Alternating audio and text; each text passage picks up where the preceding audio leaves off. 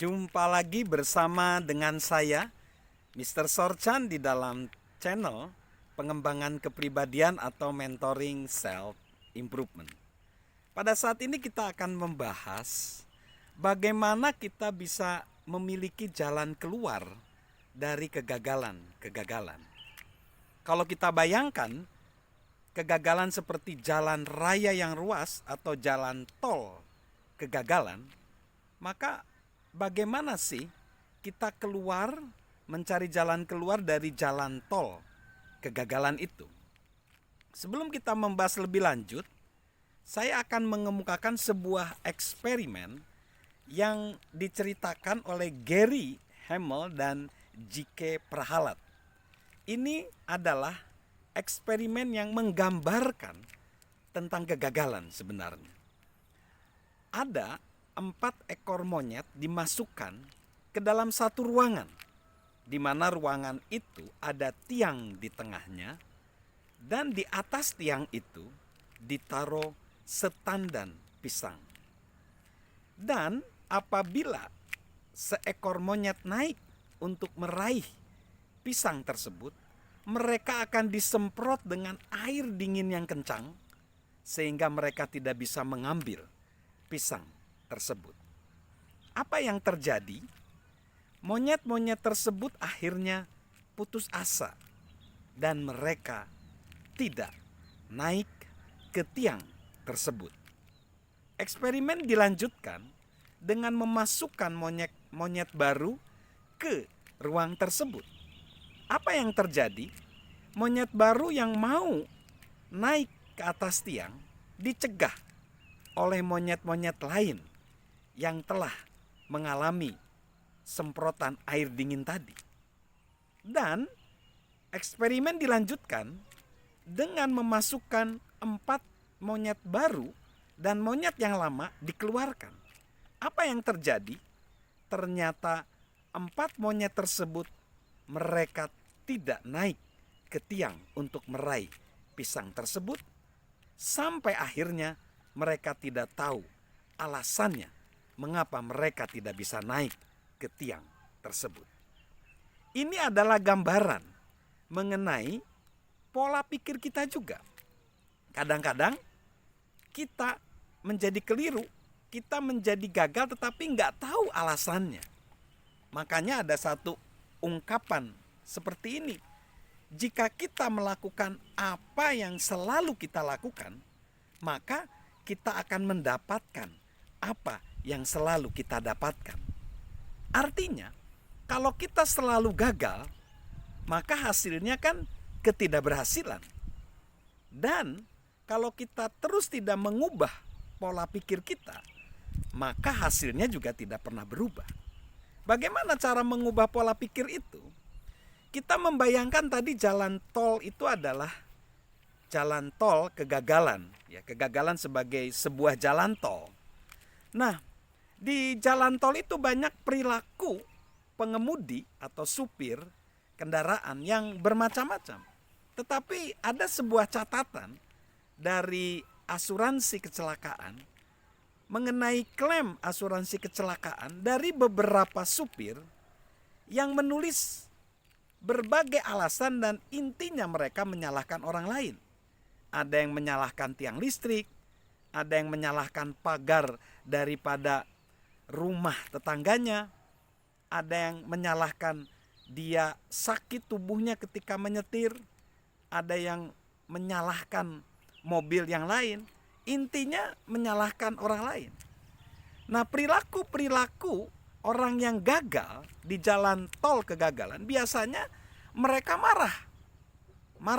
Nah, orang yang marah ini mereka meluapkan amarahnya.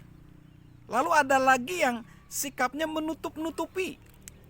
Ya, ini adalah menutup-nutupi dan mereka nggak mau mengakui kesalahan. Lalu ada lagi yang akhirnya mereka jadinya mengebut. Mereka tambah kecepatan tetapi kan jalannya mereka nggak perbaiki. Mereka terus bekerja keras tetapi dengan pola yang lama. Seperti misalnya kita punya paku segi 4 tapi mau dimasukkan ke dalam lingkaran. Kan gak bisa mereka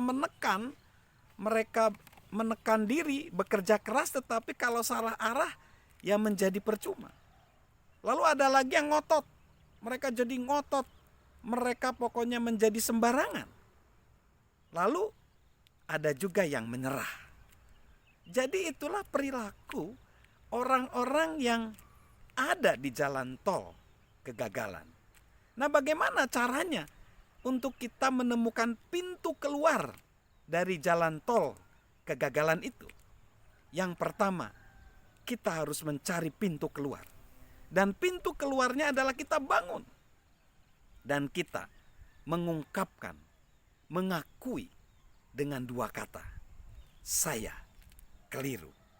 Saya keliru. Dengan mengakui kekeliruan, ini adalah langkah awal untuk kita mencoba mengubah kegagalan menjadi batu loncatan menuju keberhasilan. Nah, setelah kita mengaku saya keliru, kita masuk lagi dengan mengambil tanggung jawab. Karena orang yang berani mengambil tanggung jawab, dia akan memperoleh upahnya. Ada satu ungkapan, ya, kesuksesan yang besar itu menuntut tanggung jawab. Setelah dianalisa, ternyata kualitas yang dimiliki semua orang sukses adalah kemampuan memikul tanggung jawab. Ya. Dan ada cerita tentang seorang bernama Rossi Ruiz. Ini juga masalah orang gak mau tanggung jawab. Suatu saat dia mengikuti lomba lari maraton di Boston tahun 1980.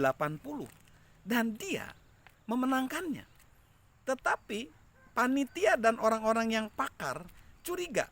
Karena dia badannya terlalu gemuk, lalu tidak ada otot-otot dan terlihat segar mencapai garis finish, tidak mengeluarkan keringat yang banyak. Ternyata benar, Rossi ini masuk 1 mil sebelum garis finish dan dia melewati pelari lain. Lalu dia akhirnya gelarnya dicopot. Tapi apa yang terjadi? Dia nggak kapok. Dia juga dia ternyata mendaftar dengan kualifikasi yang palsu. Dia membuat surat palsu kalau dia pernah mengikuti lomba lari maraton di New York dan yang lain-lain.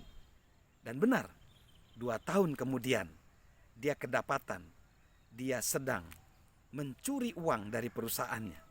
Dan 1 tahun kemudian dia ditangkap karena menjual belikan narkoba. Itulah karena Rossi Ruiz ini tidak mengambil tanggung jawab, memikul tanggung jawab. Maka ada satu pepatah mengatakan begini, melempar tanggung jawab itu mudah, namun kita tidak mungkin menghindari akibat dari tanggung jawab kita. Kita tidak mungkin menghindari perilaku kita, tanggung jawab kita. Daripada kita menanggung akibat yang fatal, mari kita mengaku kita keliru dan memikul tanggung jawab sehingga bisa keluar dari jalan tol kegagalan. Salam mentoring, salam sukses luar biasa dari saya, Mr. Sorchan.